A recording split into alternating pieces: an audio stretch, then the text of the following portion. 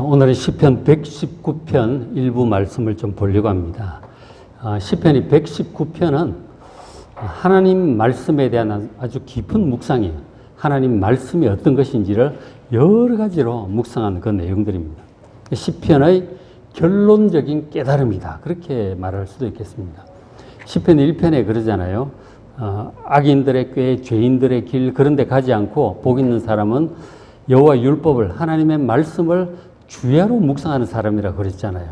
그런 것들이 하나님의 말씀이 과연 어떠한 것인지 얼마나 좋은 것인지 다각도로 묵상해서 쭉 적은 깨달은 시편이 시편 119편입니다. 그런데 시편 119편에 여러분이 알다시피 성경에서 가장 긴 장이에요. 176절까지 있습니다. 그게 이제 왜 그러냐면 하나님 말씀에 대한 어떤 깨달은 시편을 8절 단위로 거의 시편 한 편이에요. 1절부터 8절까지가 한 편의 시편입니다. 그러기를 22편의 시편이 연결되어 있는 거예요. 제일 앞에 시편은 알파벳, 알렙, 제일 알렙으로 시작하는 전부 8줄이 다 알렙으로 시작을 해요. 그러니까 두 번째 연, 9절부터 16절은 베타, 그러니까 베트로 시작을 해요. 다 8절이 다. 그런 식으로 이제 22편의 시편이 연결되어서 176절까지 있는 것이죠. 오늘 보려고 하는 부분은 그 중에서 10번째, 11번, 12번째 시편, 그러니까 73절부터 96절까지 좀 보려고 합니다. 이 부분의 주제는 하나님 말씀을 의지하여 인생의 고난을 어떻게 극복하는지를 특별히 말씀을 해주고 있어요. 하나님 말씀에 의지하여 우리의 인생의 고난을 어떻게 극복하는지를 보여주는 말씀들입니다. 119편 75절 보시면은 그런 말씀을 해요. 여호와여 내가 알거니와 주의 심판은 의로우시고 주께서 나를 괴롭게 하시면 성실하심 때문이니다. 그렇게 고백을 합니다. 우리가 종종 이제 살다 보면 아주 해결하기 어려운 아주 골치 아픈 문제를 만날 때가 있고요. 때때로 위기를 만날 때도 있습니다. 인생의 고난을 그렇게 이런저런 고난들을 겪어가는 것이죠. 그런 이제 참 어려운 문제, 위기를 만나게 되면 먼저 우리가 드는 생각은 이런 일이 참 없었으면 좋겠는데 이런 일이 또 생기는구나. 일단 싫죠, 그죠? 일단 싫고. 그래서 이제 그 다음 생각이 이제 흘러가는 것은 이거 어쩌다 이렇게 됐을까 생각을 하다가 누구 잘못 때문인가, 누구 때문인가를 생각을 하게 되죠. 그럼 누구를 자꾸 원망을 하게 되는 거예요. 누구 때문에 원망을 하게 됩니다. 그도 저도 마땅치 않으면 자기 자신을 스스로 자책을 하게 되죠. 그 환난을 당했을 때, 인생의 큰 위기를 당했을 때 그런 반응들을 보이게 됩니다. 그런데 이제 이 시편 119편의 이분은, 이 성도는 그러잖아요. 주의 심판은 의로우시고 주께서 나를 괴롭게 하시면 성실하심 때문이라고 그렇게 고백을 해요. 그러니까 이 고난이, 자기가 당한 이 위기와 이 고난이 하나님의 의로운 심판으로 인해서 하나님께서 지금 자기를 괴롭게 하시는 거라는 사실을 좀 깨달은 거예요. 재수가 없어서라든가 누구 잘못 때문이 아니고 하나님의 의로운 심판으로 인해서 자기를 지금 괴롭게 하고 계신다. 하나님께서 자기에게 이렇게 허락하신 일이라는 것을 지금 인정하는 거죠. 아까 우리 이천화 가수님 찬양 중에 그런 가사가 있다 보니까 뭐라 그랬더라? 지연죄는 생각지도 않고, 그죠? 지연죄는 생각지도 않고 이 세상을 바라보며 원망했다고 하는 그런 이제 가사가 있더라고요. 자기 잘못은 모르고 사실은 다 자기 잘못 때문에 생긴 일인데 세상을 원망을 이제 한다는 거죠. 그런데 이분은 그러질 않잖아요. 이것이 하나님의 의로운 심판을 따라서 나를 지금 괴롭게 하는 거라고 내 허물 때문이라고 하나님께 고백을 인정을 하고 있는 것이죠. 자기 누군가를 원망하고 이거하고 아주 다른 마음 자세인 거죠. 자, 성도 여러분, 우리가 종종 당하는 이 어려움들, 인생의 고난 중에 상당히 많은 부분이 인정하기 싫더라도 우리의 허물로 우리가 자초한 것들이 많아요. 하나님의 연단 과정이다 이렇게 우리가 얘기도 하지만 솔직히 이렇게 보면 우리의 허물, 우리의 고집, 우리의 어리석음으로 자초한 것들이 많다는 거죠.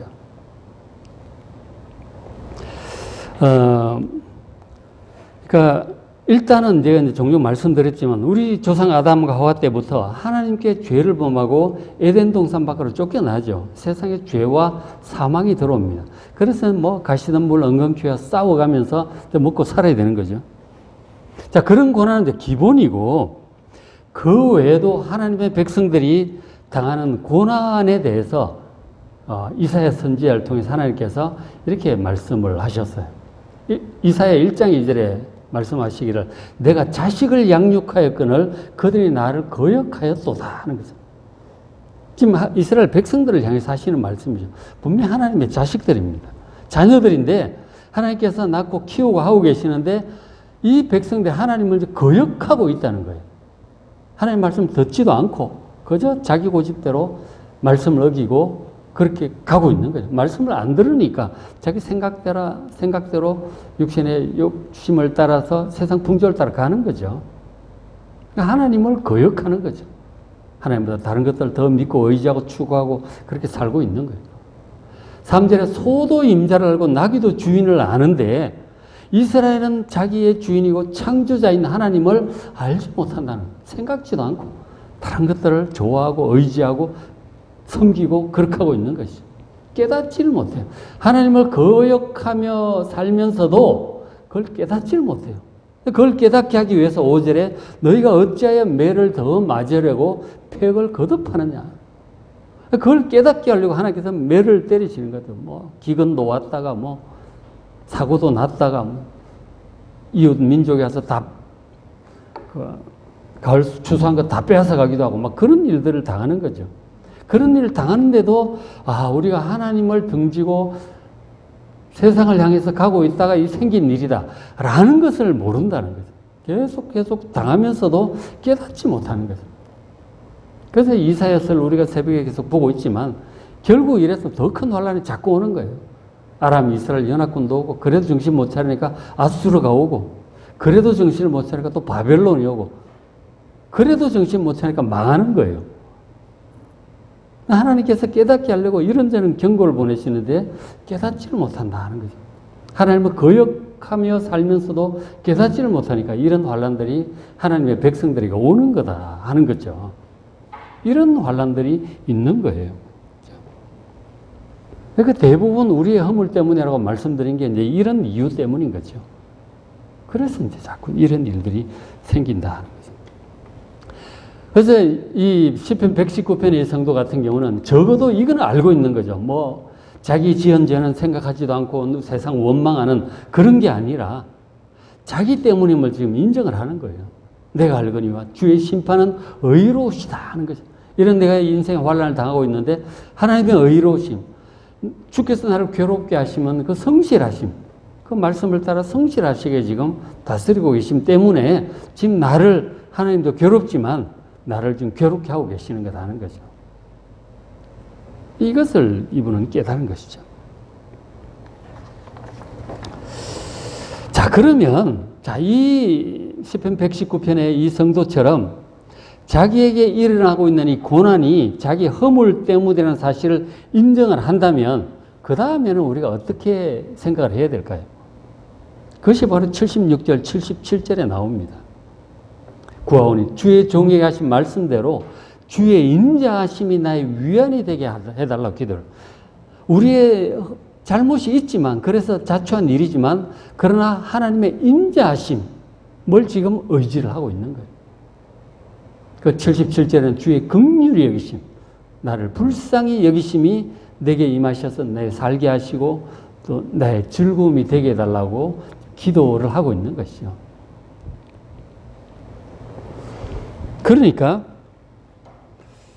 지금 우리의 허물과 하나님의 공의로우신 심판 그리고 그런 것들을 뛰어넘는 하나님의 인자하심과 긍휼하심을 의지를 하는 거예요.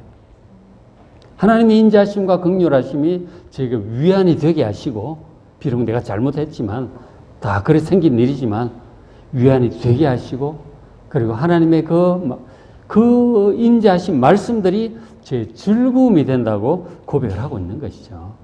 아까 우리 영상의 김충건 교수 얘기도 마찬가지잖아요. 자기 허물을 잘 몰라요. 그걸 깨닫게 하기 위해서 하나님께서 아주 극심한 죽음의 위기를 보내셨죠. 그분 같은 경우는 워낙 사명이 크기 때문에 그 큰 고통을 허락하셨던 것 같아요. 요셉도 이제 마찬가지였듯이. 그 가운데서 자기의 죄를 깨닫게 되잖아요. 진실로 회개하고 중심으로 하나님께 돌아오니까 인생이 완전히 바뀌어서 하나님의 귀한 도구로 쓰임을 받게 되었어요. 그런 것이죠.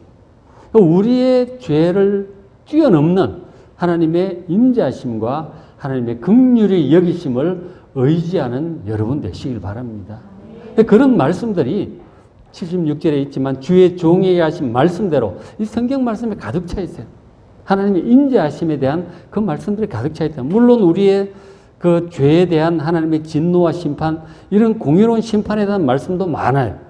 그런데 그 이상으로 우리의 연약함과 허물을 아시고 회개하는 우리를 기꺼이 용서하시는, 그리고 우리 대신 죄의 형벌을 대신 받도록 그 외아들도 보내고 막 그러셨잖아요. 그 하나님의 인자하심이에요.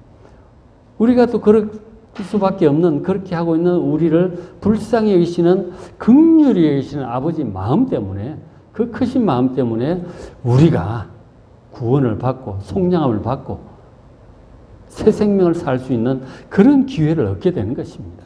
아까 김충근 교수처럼, 아까 우리 준하 권사님 찬양했던 그 노래 가사 했던 그분처럼 자기의 허물, 자기의 죄 깨닫고 그동안 마음 아팠던 하나님 생각하며 회개도 하고, 그래서 하나님 이름 전하며 살고 막 이러잖아요. 내용이 거의 같아요. 그죠? 영상하고 그 찬양 가사가 거의 같다. 이분도 마찬가지인 거죠. 자기 허물을 뛰어넘는 하나님의 인자심, 긍휼히 여기심, 그래서 의지하는 여러분 되시길 바랍니다. 이게 복음이고 진리고 하나님의 말씀이에요. 이것이 사실 성경 전체 줄거리에 해당합니다. 그런데 78절에 이 교만한 자들이 있어요. 자기 잘났다고 떠들어대는 사람들이 있어요. 막 그냥 그런데 이 사람들이 하는 말이 거짓된 생각들이. 그러니까 하나님 말씀과 다른 그런 얘기들이죠. 그런 생각들. 그런 것들로 이 하나님의 백성들을 자꾸 공격하고 비난하고 그렇게 합니다. 그 자꾸 그렇게 엎드려내고 공격을 하는 거죠. 그러니까 우리가 하나님 말씀을 의지해서, 이런 복음을 의지해서 믿음으로 살아가려고 할 때 옆에서 딴 얘기하는 사람들 굉장히 많아요. 하나님 말씀과 다른 그런 얘기들. 그런 걸 믿고 있냐 그러고, 거의 말이 되냐 그러고, 과학적으로 말이 되냐 그러고, 자꾸 이제 이런저런 얘기들 하는 거죠. 근데 이제 이분이 이제 그런 얘기를 사방에서 듣는단 말이에요. 듣는데 반응이 어때요?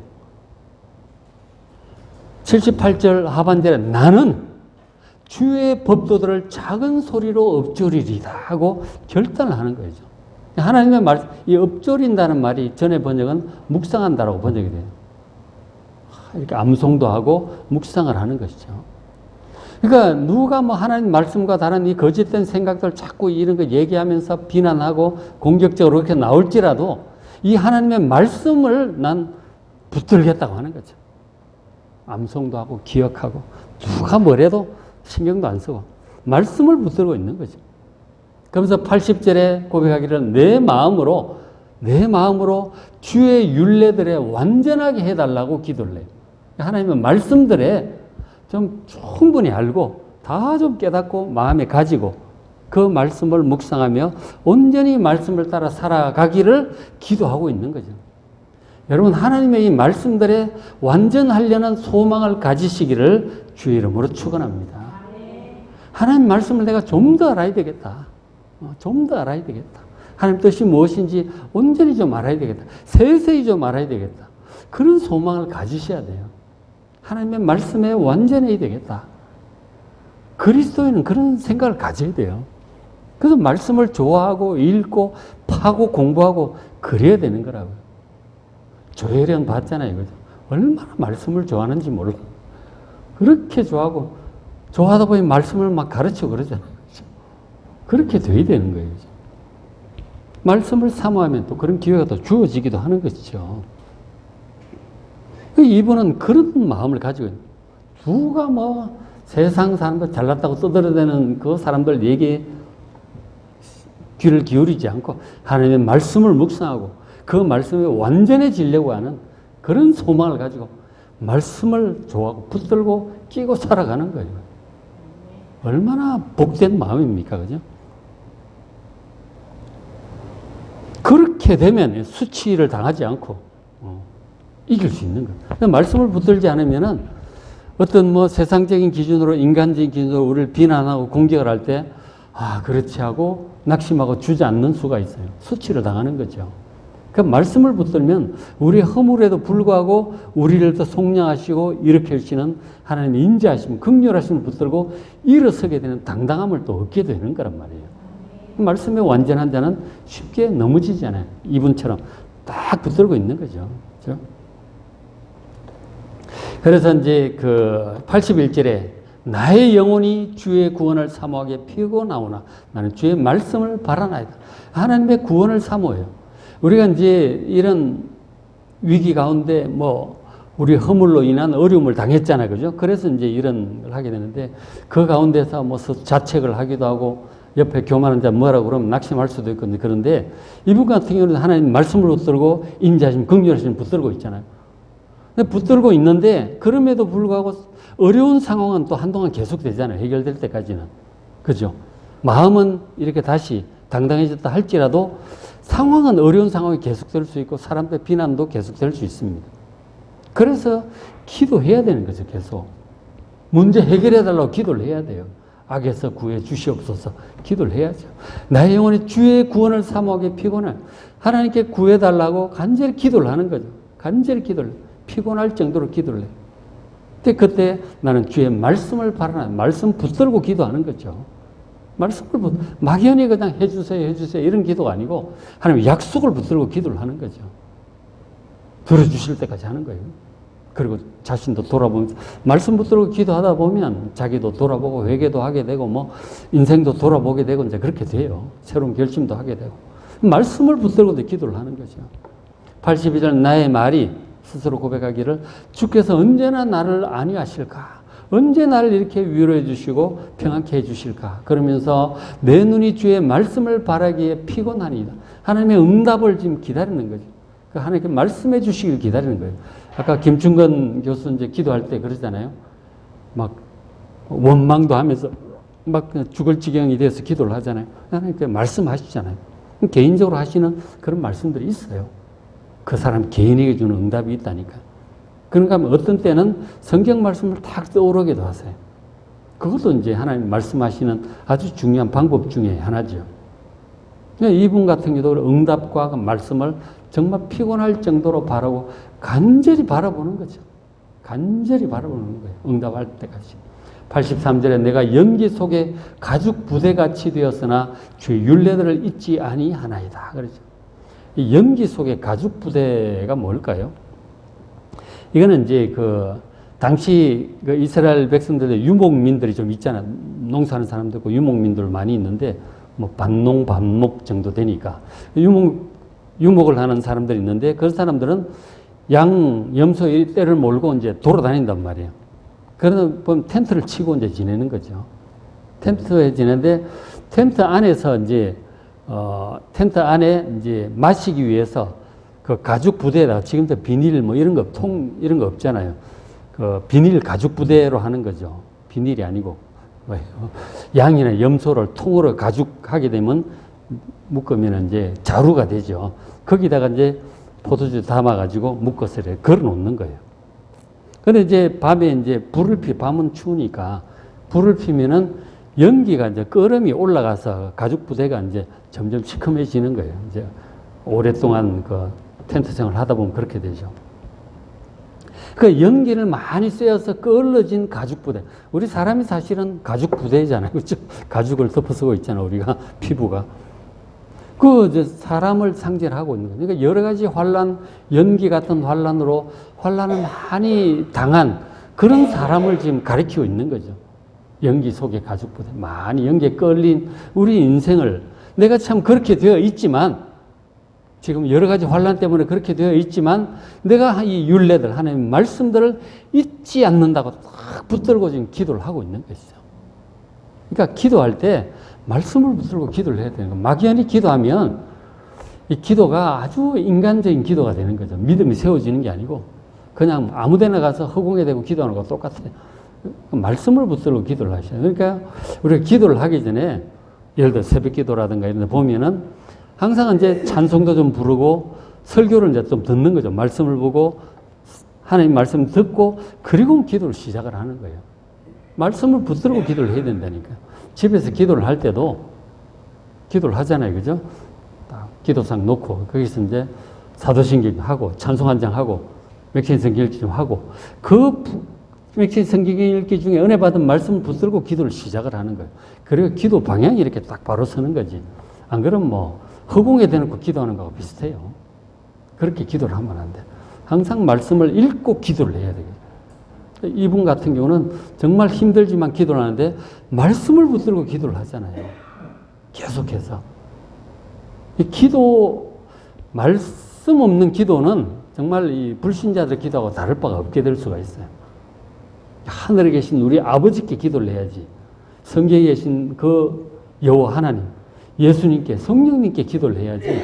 그냥 막 허공에 대놓고 막 그냥 주절주절 그러면 그건 기도가 아닌 거죠. 누구에게 기도하는데 명백히 마음의 눈으로 바라보고 말씀을 붙들고 기도하는 여러분 되시길 바랍니다. 이 말씀과 기도의 관계를 아주 잘 보여주고 있는 것이죠. 그런데 이제 하나님 말씀이 과연 어떤 것인가를 이제 또 이렇게 얘기를 해주는데 89절에 여호와여 주의 말씀은 영원히 하늘에 굳게 섰사오며 하나님의 말씀이 하늘에 굳게 서 있다고 표현을 하고 있어요. 그리고 90절에는 주의 성실하심, 하나님이 약속하시는 것, 축복하신 것을 반드시 이루어 가시는 그걸 얘기하는 거예요. 그 성실하심은 대대 가면서 반드시 다 이루신다는 거죠. 주께서 땅을 세우셨으므로 땅이 항상 있사오니 하나님께서 땅과 하늘을 다 창조하셨는데 그런 것들이 옛날부터 천지 창조 때로부터 지금까지 쭉 그대로 있는 거예요. 그렇죠? 하늘도 그대로 있고 땅도 그대로 있는 것입니다. 그 위에서 뭐 전쟁이 나고 난리가 나고 문명이 세워졌다 무너지고 사람이 죽고 살고 하지만 하늘과 땅은 그대로 있는 거란 말이에요. 그것처럼 하나님의 말씀이 그대로 있다는 그런 표현인 거죠. 하늘처럼 그대로 있고 땅처럼 옛날로부터 지금까지 앞으로도 그대로 있다고, 견고하게 그대로 있다고 하는 그런 이제 표현인 것이죠. 땅과 하늘이 하나님 창조하신 그때로부터 계속 있듯이 하나님의 말씀도 하셨단 말이에요. 하나님께서 노아에게 하신 말씀, 아브라함에게 하신 말씀, 다윗에게 하시고 모세에게 하신 말씀들이 있잖아요. 그 말씀이 하늘과 땅처럼 흔들림 없이 변함없이 그대로 있음을 믿으시길 바랍니다. 사람들은 한번 말해놓고 뭐 원칙이다, 약속이다 해놓고는 상황이 바뀌면 말이 바뀌잖아요. 그렇죠?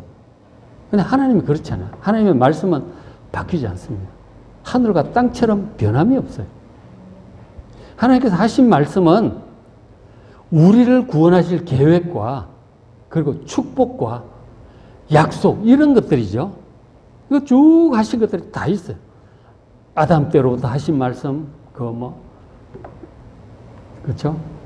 여자의 후손이 뱀의 후손을 밟을 것이다 그러고 뭐 그런 얘기를 하시잖아요. 그런 것부터 해가지고 한번 하나님의 입에서 선포된 말씀은 변경됨이 없습니다. 상황 변경의 원칙 그런 거 없어요. 그대로입니다. 그리고 예수님께서 말씀하시고 하나님의 모든 말씀은 1.1핵도 땅에 떨어지지 않고 반드시 다 이룰 것이라고 말씀을 하셨어요. 그러니까 하나님의 우리의 약속과 축복, 총체적인 구원의 계획 이런 것들은 100% 반드시 그대로 이루어질 것을 믿으시기 바랍니다. 그것을 성경으로 문자로 딱 기록해서 우리에게 주셨다니까 얼마나 감사해요. 너무 감사하잖아요.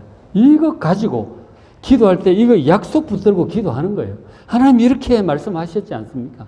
거기에 인자심도 있고 긍휼하심도 있고 뭐 다 있어요.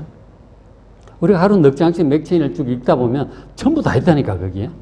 골고루 다 있어요. 맥체인 읽기 좋은 점이 우리 한 군데만 읽다 보면은 좀 편중되는 게 있는데 네 군데를 성경 전체를 다 보기 때문에 전체적인 시각을 유지할 수 있다는 거죠.